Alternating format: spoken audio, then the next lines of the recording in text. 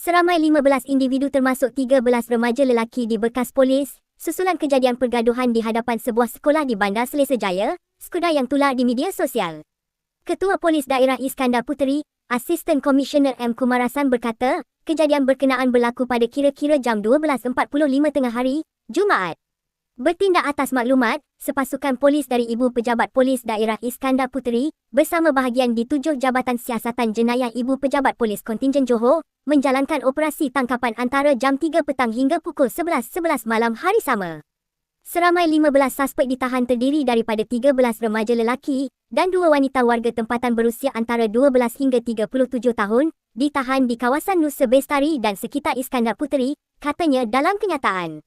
Menurut beliau, siasatan awal mendapati pergaduhan tercetus akibat rasa tidak puas hati selepas seorang daripada suspek dipercayai ditampar sebelum situasi bertukar menjadi pergaduhan selepas waktu persekolahan. Permohonan riman terhadap 2 wanita tempatan dibenarkan selama 3 hari bermula Sabtu. Manakala 13 remaja lelaki direman selama 4 hari bermula Sabtu bagi membantu siasatan lanjut, ujarnya.